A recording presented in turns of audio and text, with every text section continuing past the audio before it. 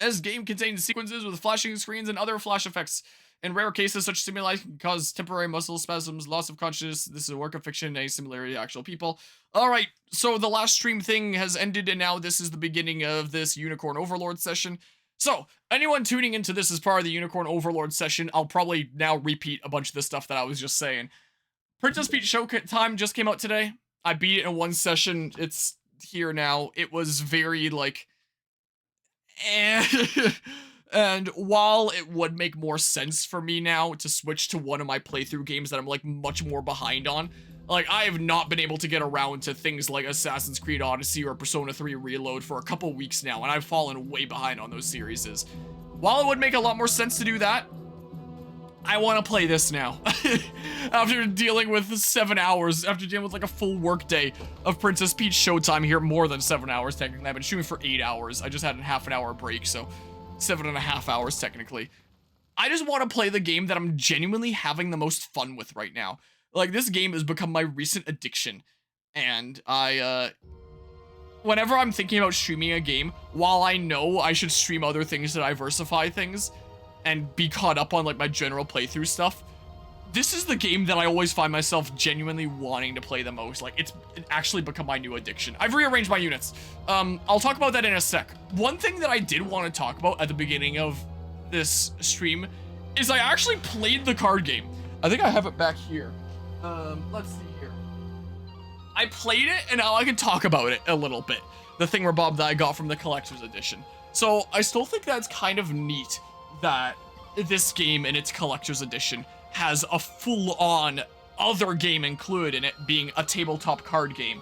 But I wasn't able to play it on stream at the time, so I wasn't sure how good it was. I was just able to read the rules and try to figure it out. But it seems like the kind of game where if you try to figure out just from the rules, you're not really going to understand it all that well. So I was at a board game party. Not this last weekend, but the weekend before, I think. Everything's blurring together time-wise with this final university semester, where it's basically a board game party that was open to the computing department at my university in general. My prof told me that there's not very many undergrads that come. It's mostly grad students and a good handful of professors, like 5 to 10 professors at the university, that all come and play a whole bunch of tabletop and board games together and stuff. Well, board game is a type of tabletop game. You know what I mean? Tabletop games, so like card games and board games.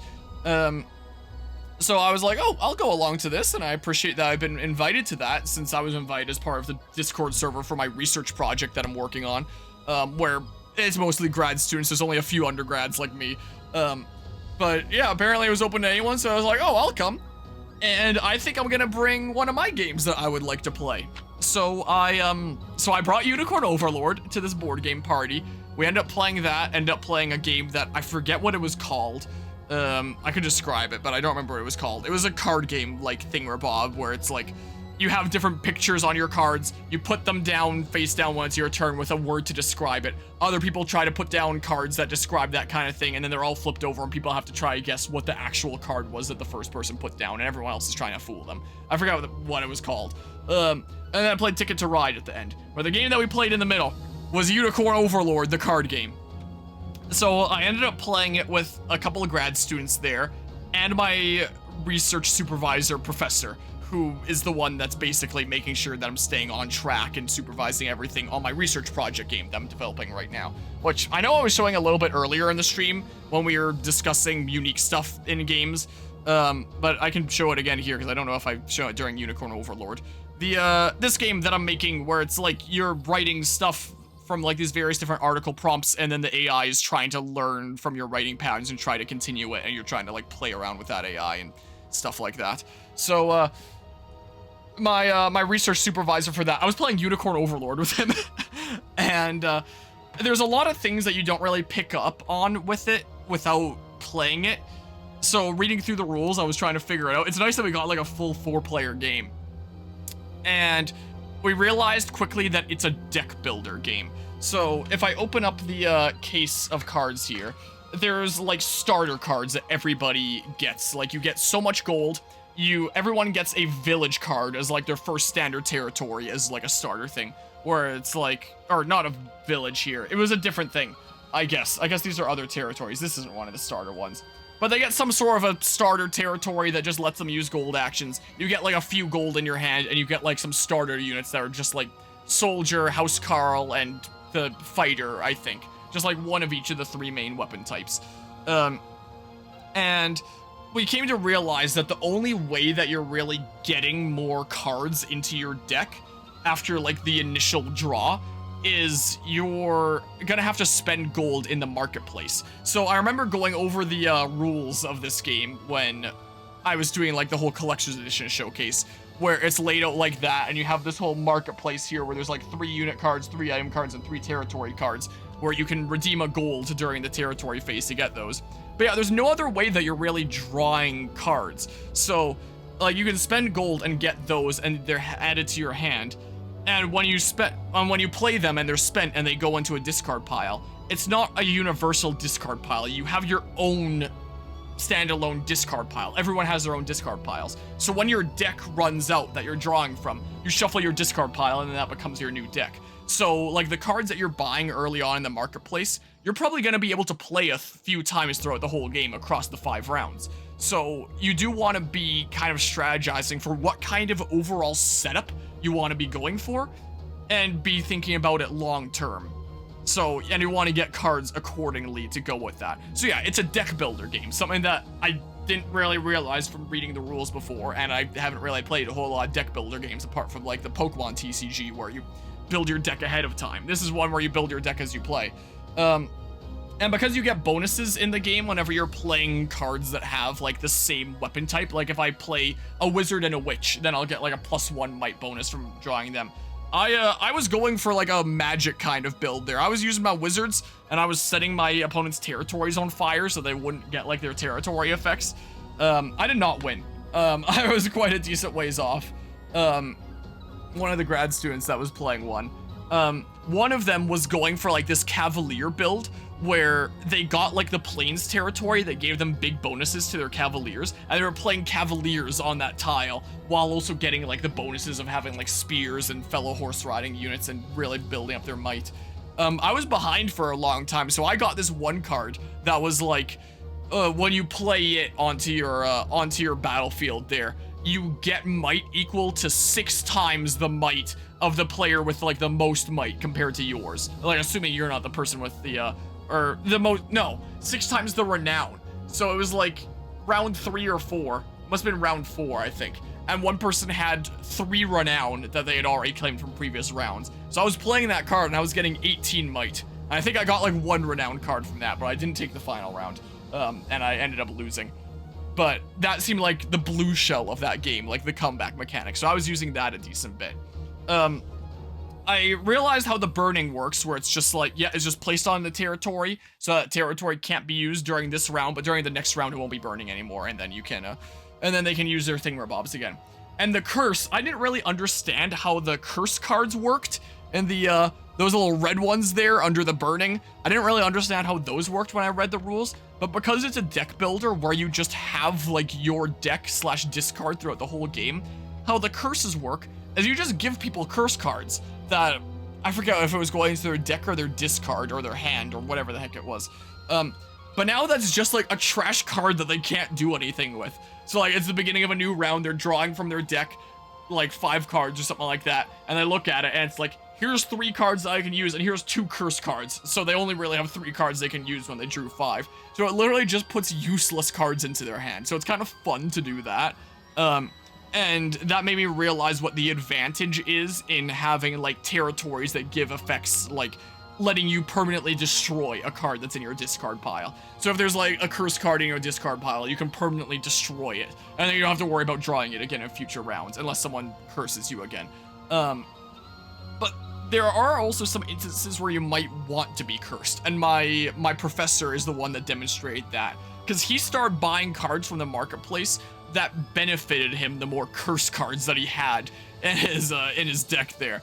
So like he started stacking up all these different item cards with different effects that he could use for that. So Like, he spent a while just, like, getting things from the marketplace and looking at his hand and strategizing here. And eventually, after having a big think, he was like, check this shit out. And he started playing all these cards that were adding up all these things for, that gave him advantages for having curses. Where, he was like, I know I'm not gonna win this, but I'm gonna give it my best go here and see what I can do off of that. And it's like, huh, there really is, like, builds that you can make out of anything, and you can try to turn any situation around. And I think that that's kind of cool. So, like, it wasn't a very in-depth game because we were all just figuring out how it worked and kind of trying to learn as we went and interpret the instructions as best we can. And the instructions are not very well written, we quickly came to realize, but my prof was also saying it's really, really difficult to write good instructions in complicated card games. But I feel like now that I've played it, I have a better understanding of how it works. And if I did end up playing and showcasing that card game at the upcoming May LAN party, like I was discussing we might do at some point, I would be better able to explain it to other people playing with me. I've also come to realize that it would need a lot of space because you basically need like a Pokemon playmat worth of space here for each player to lay out all their cards and stuff. So we need to figure out how that works space-wise. But yeah, I feel like I have a good understanding of how it works now, and I feel like because of that, I'd be able to have a lot more fun with it going on here. So I just wanted to share that experience of the Unicorn Overlord card game. I would like to showcase actually playing it during this playthrough at one point, but now that I've actually played it once, I just wanted to describe kind of what that was like for now, and I'll probably showcase playing it sometime later. But yeah, okie doke there. Enjoy the lurk there, GMK. Enjoy the walk. I have no idea what it is. This is a real-time strategy game where you make like your squads here and send them across a battlefield. So before we get too much underway, I'll showcase my squads that I've been making here. So this squad over here, it has like our two mix of offense and defense dudos up here of Elaine and Lex, while having Miriam that can heal both of us, or if the back row gets a little bit too low, can always be healing up here. Turns out when warriors get to level 10, they unlock the assaulting blow here, which is basically like the chain killing thing of mercenary or sellsword, whatever the heck, where it's like every time they get a kill, they get another attack that round, so they can just keep on chaining it. So the idea is hopefully we'll be getting some damage with these other dudos. You might be getting some kills, and hopefully you'll be able to finish off a whole bunch of dudos is the idea. And then equipment is just like, I still have the Holy Knight Shield on you to use Holy Guard, and then here's like HP that you're getting back as you're going. I came to realize that I had more healers than groups that I needed to like actively heal. Like these seem like pretty good healers. And Elaine doesn't need healing too much if I'm able to get like lean edge a lot of the time. And Lex, if I'm stacking up things like the Holy Knight Shield, where it's like heal 10% HP when you use an active skill, here's another 10% HP. So every time he attacks, he's going to heal 20% of his HP. It's not quite as needed to have like a really dedicated healer, and I'd be fine just having like an okay-ish healer in a squad like this, like Chloe. But I basically had 6 healers, and I made like 6 squads with my units here that I can all do with unique units now. So that's my that's this squad here. I haven't tried out any of these really yet. I've given the option of like killing stuff with my crazy fire to Oculus here, who's going to be my get around and assassinate people build. So I figured I wanted to have big damage stacked onto here. She's just gonna be out front and being a dodge tank, so she shouldn't need heals too much, which is why I have Chloe, which is probably like my worst healer here. To mainly be helping with that damage. She's more offensive than healing focused. So she'll just help us get those kills, and then like the setup of these two here that I had going before to be able to just clean up, hopefully. So I have it set up now where I realized that I didn't really need 2 PP there. So if only there's a situation where he has 2 or more PP, like if I did switch out his accessories, then he would have 2 PP, or if I promote him or something like that, since I've heard about promotions here where they'll get like more stuff, then he'll be able to use that. But I want to make sure that he saves 1 for the end. Prioritize someone that's burning, but if there's no one burning, then do that. I realized that rather than having the Lapis pendant for another PP, it was more useful to have the Carnelian pendant to get like 2 fireballs, because then that's just like another chance that there's someone that's still alive who's burning by the time that we get to the end, as opposed to doing like 2 fire bursts here that I can't even do. More useful to try and get like 2 people set aflame and see if I can see if I can get that massive fire burst at the end, if possible. So, try to, if you have 2 or more AP, like, so basically, like, if you're on the first hit, then you should be going for, armored, or the highest HP, because it'll do big damage for them, because this is basically our 1 to spare. Like, so let's do massive damage to an armored Dudo. If there's an armored Dudo, then go for the highest HP one, because they'll probably be able to sponge a whole bunch of it. And then by the time that we get to the second fireball, then go for the person with the highest magic defense, because they're the least likely to die. They'll probably only eat a little bit of damage by the fireball, and that means that that's the highest likelihood that we have someone that's still burning at the end to be able to get that massive fire burst. So, first fireball is like, if there's an armored guy, let's shred him and do big damage, and then do someone that we're not shredding so we have someone burning at the end. Otherwise, get someone with the highest HP so that we're probably not killing them and probably have someone burning at the end. This, if everyone is burning somehow, like if there's only one guy, then that means that you probably wouldn't attack with your second fireball, which means I actually need to add another tactic here, which is just like what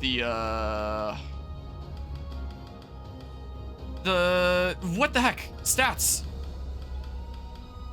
This is own. Oh, high stats. Highest magic defense. There. Just so that if this condition isn't hit, you'll still use a fireball. That'd probably be good to do.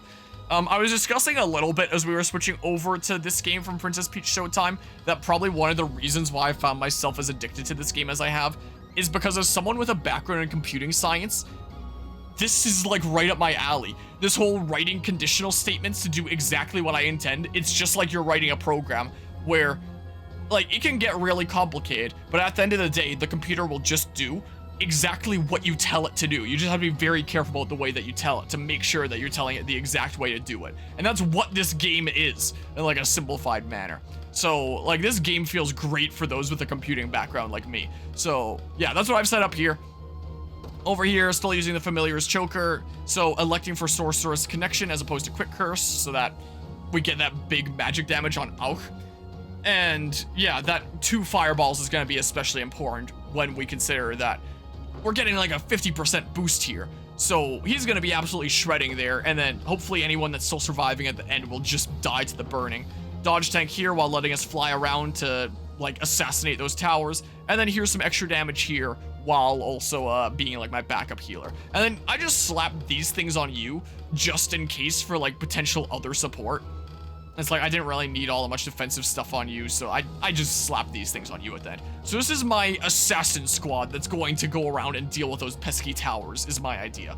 I was thinking about having Lex in a squad with either my Griffin Knight or Oculus here, just to like guard against those arrows, but there wasn't really a good way that it slotted together here if I wanted these two. I could navigate these two to a different squad, but I feel like I wouldn't be as good at assassinating there. So hopefully it won't be the end of the world if we're dealing with a tower with archers, because if this is the tower assassinating squad, a decent few towers will be using archers, and I realize that this might not be the best. Chloe's defense isn't half bad. I can always swap her to the front. Archers might prioritize the back. But yeah, I do realize that that is a notable weakness here. I will probably completely rearrange my units again when the time comes I recruit a whole bunch of new Dudos. Scarlet's unit here is the one that is designed to get like big AoE damage. There's a lot of axe guys here that are going to be hitting a lot of opponents, and then Scarlet here to mostly be on healing support. So if we have a look at Albin over here, turns out when he gets to level 10, he gets Rolling Axe, which is attack a row of enemies with multiple hits, inflicts physical defense minus 15%. I don't know if that stacks. I don't know if the hit rate is like 75% on each individual hit. So if I land all 3 of these, will I just inflict like physical defense minus 45? If so, that would be great. So the first person that's going to be attacking here is going to be, what's your name again? Fran here, because your initiative is going to be 14. No, your initiative is higher because I gave you the thing. Or I didn't. Why is your initiative so high? Oh, no, your initiative is, I was looking at the stats here and not the loadout. Yeah, you're going first because I gave you the dove plume to specifically make sure that you were going first. So you're going first, and then Albin here, and then we'll be getting some heals and stuff, and Bruno. So I found out that the Frostbrand Tome out of my mages, it can only be given to Yana, but it can also be given to Scarlet. So there's only 2 units in this game that I can give the Frostbrand Tome to. Scarlet and Yana, that are currently in my party. I couldn't give it to Auk, and I couldn't give it to what's-her-face, the debuff or the druid or whatever the heck there. So I elected to give it to Scarlet, and I elected to turn her into a little bit of a mainly healer. She will get like a other Healy skills here later, but I elected to give her this lyrical wand that I spent a lot of money in shops as well. It is worth noting. I've spent a lot of my gold to get a lot of equipment and stuff. This gives her +1 AP, so she has 2 here, and a Lux active heal, which is a 2 PP thing here, where I just have it be like, if you have 2 or more PP, since you can't use it unless you have 2 anyway, or AP, sorry, do that, and if they're missing a little bit of health, then restore moderate health to an ally, which you might need to do for Bruno, because while he has a lot of health, his defenses are a little bit low, so do that, and then that'll also grant more AP to a target. And if she's doing that to Bruno primarily, he's gonna like that. I might have Fran in the front sometimes, I might have Bruno in the front sometimes. I might switch them out depending on the situation, like the damage sponge or the evasion tank, depending on how I'm feeling there. But yeah, I have it set up like this so that Bruno is the one that takes damage, so I can heal him while giving him AP so that he can attack in extra time. Otherwise, you can try doing this if it's a row with 2+ combatants, so if a whole bunch of us in the row have taken damage, then just do that. This is what we should do. If we've taken some damage and we don't have to worry too much about Bruno's health yet. And if we don't really need any heals, then be doing damage. Go for armored dudos in the front row. Otherwise, go for dudes that aren't frozen, because the Frostbrand Dome is going to have us freeze people because Ice Conferral here, which activates before an ally's physical attack, add magic damage, and freeze to an ally's next attack, which is why you need the Lapis Pendant, so you have enough PP to be able to do that. So yeah, mainly be healing if you can. Otherwise, go for damage. Go for someone that's not frozen, because if they are frozen, then you're going to unfreeze them and they'll be able to act. Go for someone that's not frozen and has the lowest magic defense so that I can do the most damage to. Otherwise, just hit someone. It doesn't really matter who. And then Ice Conferral is just going to activate before like the first ally that acts. And the first ally that acts, because of the Dove Plume here, is going to be Fran. Her thing is High Swing. This counts as a ranged attack, which means it can attack the back row. So I have this set to prioritize back row. This attacks a row of enemies, so it's going to hit all 3. So by doing this, and when considering that initiative of 27, we're probably going to be acting before the enemies. Ice Conferral is going to activate. We're going to freeze the entire back row. And that's why I have like priority on the front row here, is because the back row is typically going to be frozen. And then these guys that are going to be doing a whole bunch to the front row, and why I have priorities on front row. Because we're just going to make it so the back row can't really do anything. So just High Swing, freeze everybody in the back. You can heal yourself a little bit if your own HP is losing a little, if you've lost a little bit of health. So the back row, don't worry about them. Ignore them. They're not that much of a worry. And then the front row here, you're gonna mainly be using Rolling Axe, which I don't really need to say prioritize front row, because you're gonna have to, because it's not a ranged attack. So you're just gonna hit all 3 people in the front row while inflicting physical defense down up to like 45%, assuming that stacks there. Otherwise, like, go for things there. Parting Blow is just the person with the highest HP to make them the easiest to finish off. Here, it doesn't matter if they're frozen. I did test it against like some of the mock battles. If someone is frozen and you Parting Blow them, they still don't get an action, because this is at the end of battle. So like, they can't use their... Like, I found out that if you, if their turns pass, I did a little bit of experimenting because I couldn't find the answer online. I wanted to know if someone still has like AP and PP, but they're frozen, and then like some more turns go by and people are using like their next set of AP and PP, but they unfreeze the person. Will it have counted as gone past their turn and they can no longer use that AP and PP they had before? The answer is they can actually still use it. Like, so if it's now on to like round 3 essentially of AP use here, let's say Alban had 3 AP and he was just using his 3rd one to unfreeze somebody that only had 1 AP, but they still hadn't used that 1 AP. They can still use it.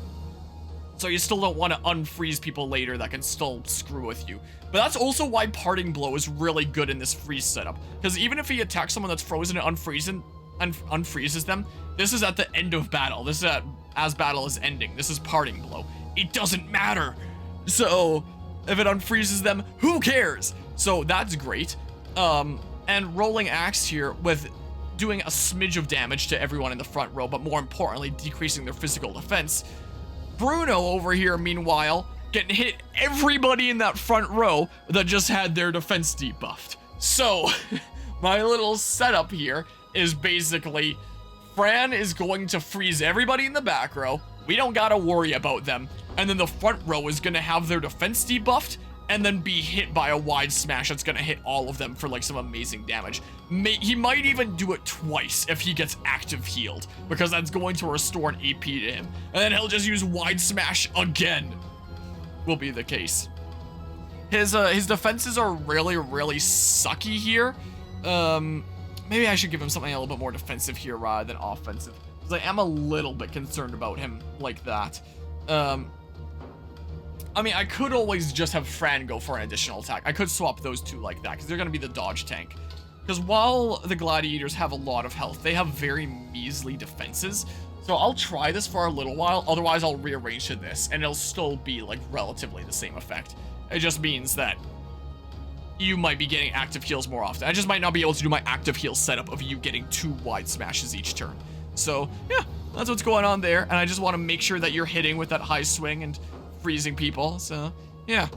And then because I haven't been using you as much, here's that, I guess. But now I might well be using you because this sounds good in this setup. So this is probably the squad that I'm most excited about. Like, I'm very glad that this was brought to my attention. So yeah, that's this squad here. Over here, meanwhile, I was like, yeah, Baroness needs to go with a physical tank that's eating hits. Because if she's with someone like Travis, her following slash here does not activate if they dodge the attack, because it has to be after an ally is hit by an attack. So I need her paired with someone that is going to be eating damage here. So Killing Chain if they're less than 50% HP, so that you can finish them off and then keep on chaining it. Otherwise, go for Heavy Slash. A Carnelian Pendant for you, because heck yeah, get you 2 AP, so that the moment that you use a Heavy Slash, your turn isn't over. You still have a chance to do like Killing Chains into another Heavy Slash. So yeah, you are definitely a Carnelian Pendant user here. And then here's more physical attack. And then I want a strong sword on you. This might be better on someone more defensive down the line, but hey, you can use it for now and then just get that high damage. You're gonna be my damage sponge. That might not even need my dedicated healer too much here, considering the setup that I have here. So I gave you this Crimson Sarissa that lets you use Sanguine attack. Attack a single enemy, recover HP equal to 50% of damage dealt. So Sharon here is more so for like emergencies of like, maybe he got burned and is getting some burn damage. Maybe there's like a pesky magic user that does a decent more smidge of damage to him.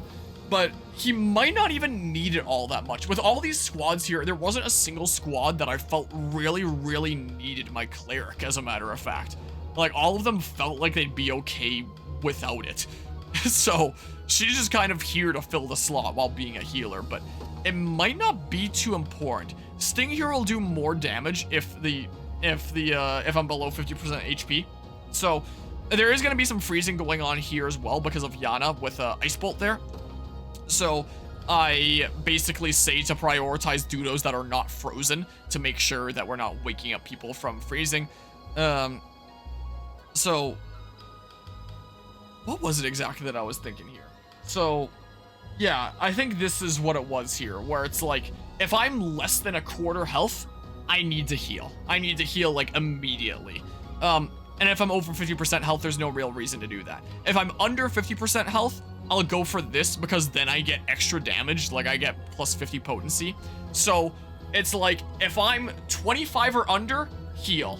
If I'm at 50 or under, or 50 or above, it's not like Sting's gonna do any extra damage, so just do Sanguine attack. But if I'm in the range of 25 to 50, like, I'm not so low health that I'm super scared yet, so just go for the extra damage if I'm at that point anyway. If someone has somehow whittled me down enough despite my heals, may as well get a little bit more damage off of it.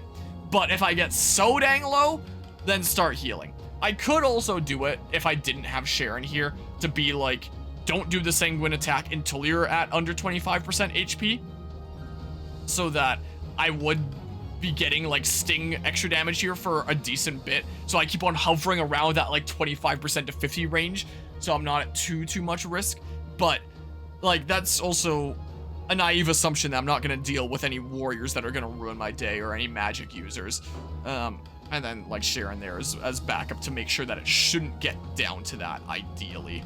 There's a Guarding Impetus here that I'm fairly certain is coming from your Citadel Guard Sabatons that I got there. Activates after guarding an attack, grants the user +1 AP.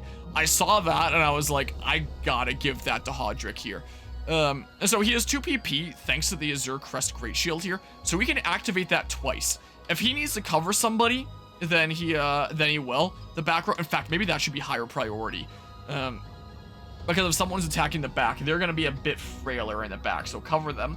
But if that's not going to be needed, then just be getting like free AP for that, and then get like more damage here, and therefore more heals, and then be getting even harder to kill. And I was like, okay, that sounds like he's gonna be a little bit of a difficult guy to take down, most likely, is what I'm going for here. My same kind of setup as I did before on Baroness, where it's just like she's gonna prioritize on getting damage and getting a lot of these following slashes off of Mr. Dudo there eating hits. In fact, maybe I should have given you some goggles for like that accuracy, because that'd probably be more important than the physical attack. I think I only got 1 set of those goggles, wherever the heck they are. I don't even know. They're somewhere. Blue spectacles, that's where it was. Might not be a bad idea to give to you to try and hit more of those following slashes. I don't know exactly how hit rates work in this game yet, but I'm figuring it out here. Yana's another way that we can do big damage by I just needed a team to slap her into. So if you can, try to Ice Bolt some people in the back row that have the most AP and therefore have the most to lose by being frozen, like the most actions that they now won't be able to take because they're frozen. Otherwise, if there's nobody really good in the back row to be freezing, then just go after like an armored Dudo and hit some guys there. In fact, if there's 2 or more enemies, then prioritize armored. I should maybe add a thingamabob here, where it's like, if there is for sure an armored, and there's 2 or more enemies, go for it, and just get that damage. Otherwise, freeze somebody. Otherwise, do this while prioritizing armored. I guess I don't really need to do that if there's the for sure armored up there. But yeah, the 2 or more enemies, and go for those that have low stats, the lowest magic defense that you can shred the most. Because the rest of my guys are physical attackers here, so here's gonna well round this a little bit better.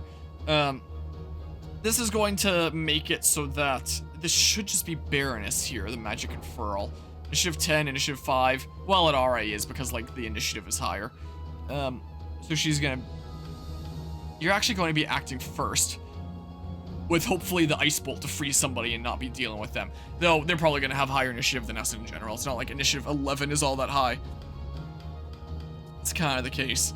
But yeah, that should be granted to Baroness there to like either killing chain or heavy slash with a decent bit more damage there. And then here's just like a whole bunch of support over here, where it's like, here's a Cleric's Cane, where I can do this if I really need to. It's really just on like the back row or Hodrick is in like a really bad situation.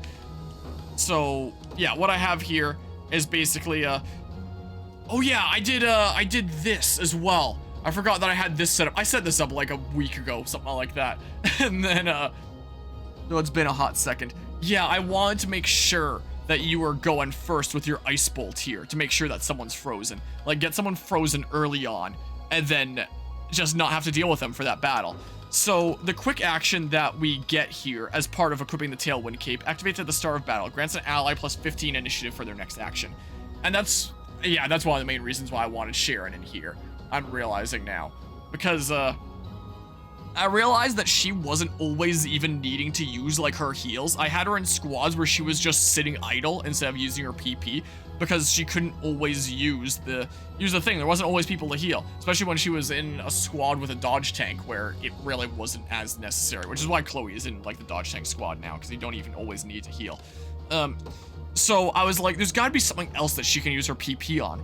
Wait a second. What if I give her this Tailwind Cape that I've seen in the shop, and then prioritize caster, grants an ally plus 15% initiative for their next action. So Yana's first action, rather than having 11 initiative, is actually going to have 26 initiative. So she's probably going to be going first.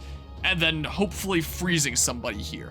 And by freezing someone early on, like our Griffin Knight does in the other squad, that's just someone that we don't really have to worry about dealing with, at least not for quite some time. It might not be for this battle, or it might not be for a decent bit into the battle. And it should just make life a decent bit easier. But I guess if there's some armor duos to shred, then maybe go for that. So there's a use of your PP, and then you'll have one more PP after that.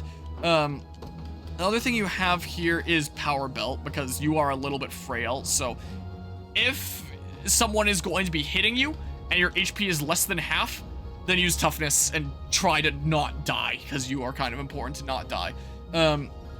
Otherwise, like, if that doesn't happen, then if there is an attack coming to the back row here, then go ahead and protect us, because Hodrick can heal himself.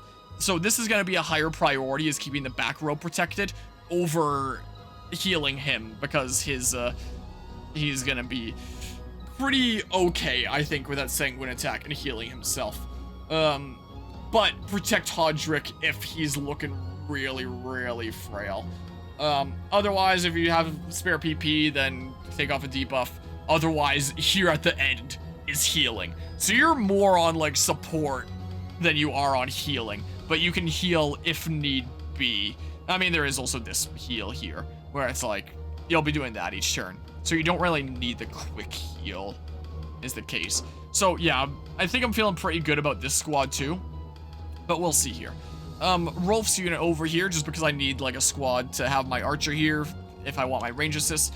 Yosef is here to, again, as he's typically been doing, be focusing mostly on healing while eating damage at the front, rather than doing damage himself. So give a chance to shine to some of my other dudos here. Adel, since he's my Cavalier that's focused more on offenses rather than defenses, then go for your offensive thing, keep on chaining people, or go for full columns where you can. I did give him this Surging Short Spear, which grants this. I just wanted to give him a spear that gives him, like, extra damage. If he can go for a full column, go for it. If it seems like he can get a kill, go for it. Otherwise, do this, and go for someone that has 1 or more AP. I'm realizing that this might not always be the case, so I'm going to need to have a condition at the end for, like, something else that you can do. So AP -1 to the target and grants the user minus 50% defense if it hits. So, yeah, that's another reason why he's in the back. If he's using Rampage, he's not going to be that great defensively. So, this is very offensive-based. Wild Rush, this... Yeah, maybe just do an Assaulting Lance at the end if none of those other conditions are met. But the real thing that I'm going for here, this is one of the things I've seen around, is the Gambler's Coin. Activates before an ally attacks active. Buff an ally for their next attack. Grants plus 30% attack, plus 50% critical damage, and minus 50% accuracy. So it's meant to be a gamble. Like, this ally's next attack will hit a lot harder, and especially if it gets a crit. But there's a lot stronger chance that it misses. But then I realized, wait a second.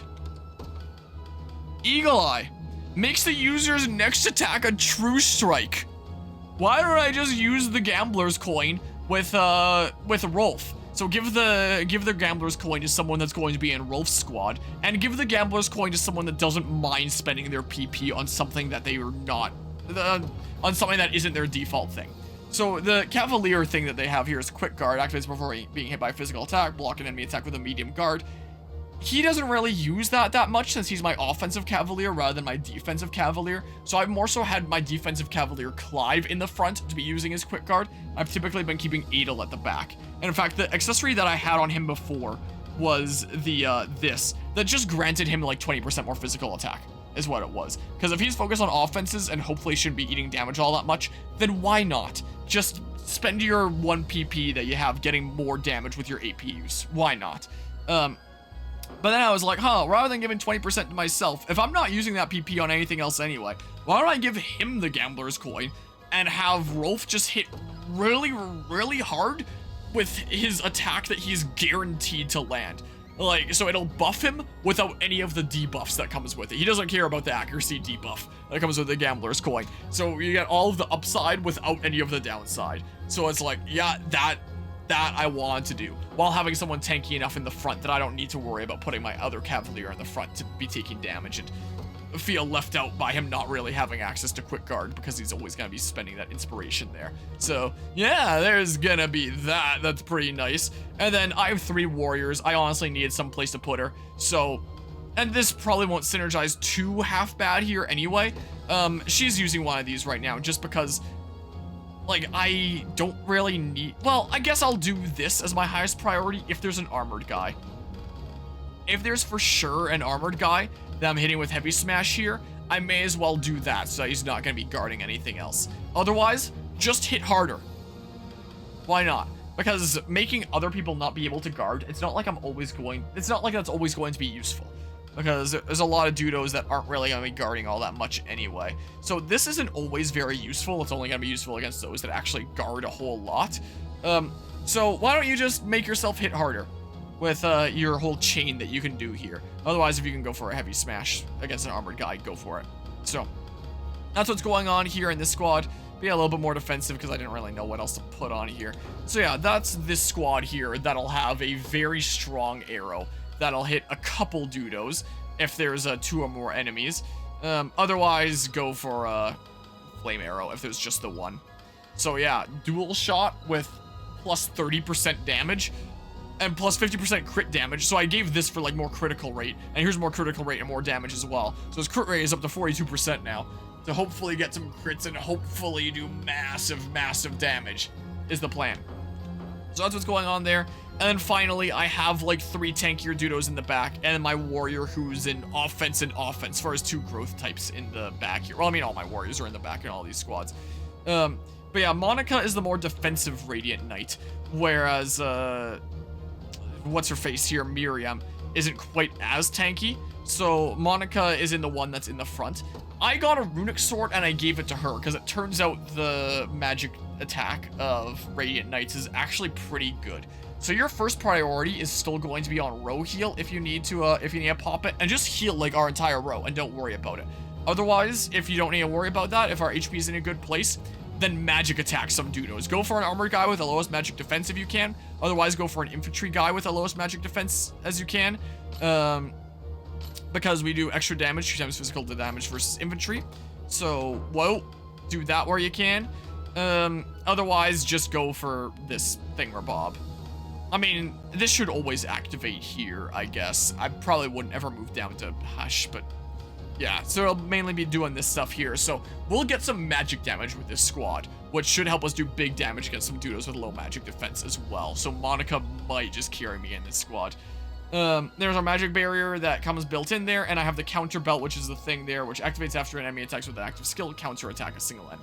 Just because there aren't always going to be people flinging magic attacks. There'll be a lot of battles where this just isn't used and her 1 PP just goes to waste. So I gave her the counter belt, and I also gave her this so that she'll be healing a little bit of HP on her own. So that she gets more magic attacks and less row heals. And if she's not able to use magic barrier, if there's no magic users in the opposing group, then here's something that you can do to just get more damage so that 1 PP doesn't go to waste. Travis here is just focusing on evasion as he does. Here's a little bit of an HP patch because his HP is so dang low.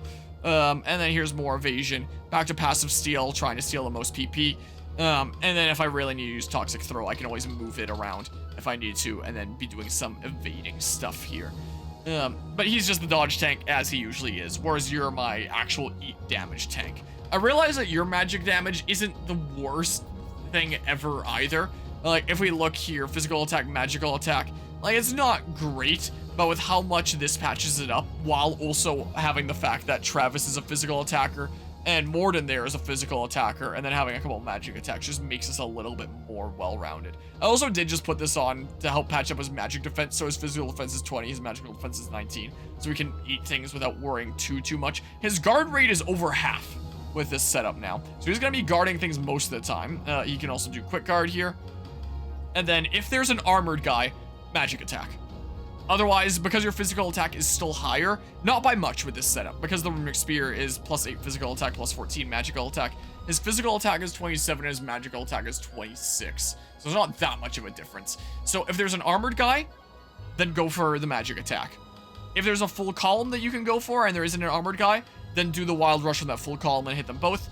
Otherwise, go for the lowest HP and assaulting lance so we can keep on chaining that AP. is basically what's going on here.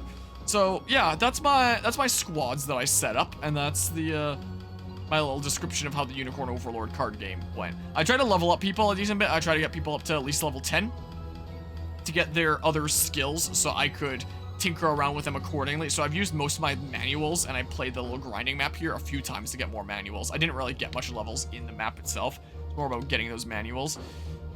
So yeah, I'm kind of eager to try out these squads now. I guess I can't do stuff there.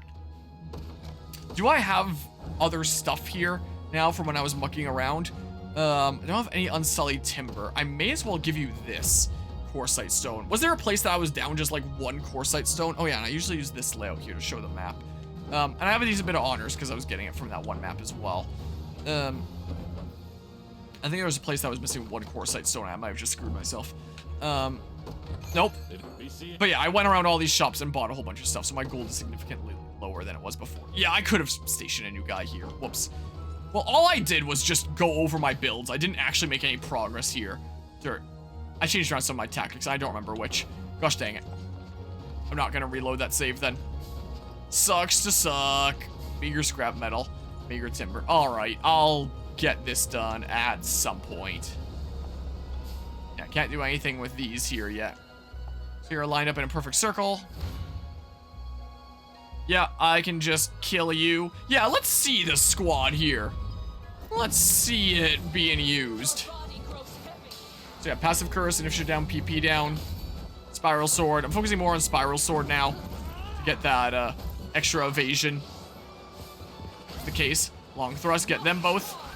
Fireball. But you also get another fireball later. So there it is. And then the end of battle, fire burst. So yeah, my little assassination squad here. Got a couple honors there. I'll dig up some stuff around here if there's stuff to grab.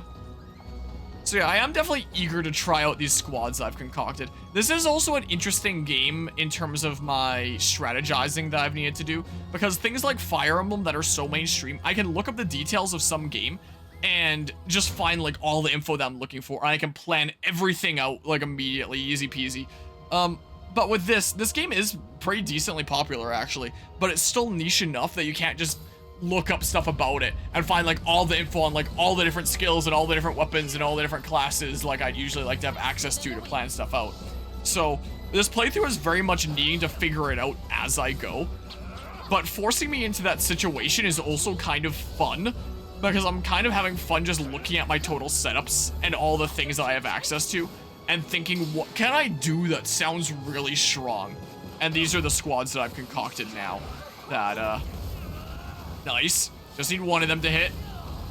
Really? Okay, and then fire burst. Yeah. Yeah, Auk is the main damage dealer in this squad. Kind of what's going on here. Can I do this? Oh, until the surrounding area has been stabilized. Is that this battle over here? There's a couple last territories that I can claim here that I might do fast. Yeah, so let's see this squad. There is no back row to target here. But yeah, the ice conferral. Assuming there was a back row, that would just freeze the back row. And I guess they can't be debuffed. But yeah, this is my squad of hitting entire rows. So you set up a whole row like that for me, and I'm gonna kind of destroy you. Whoops, I keep on thinking that's gonna be a run button or something. Battle for Prashvari. Yeah, let's do some stuff around here, and let's try out some of these squads I've concocted. That sounds great.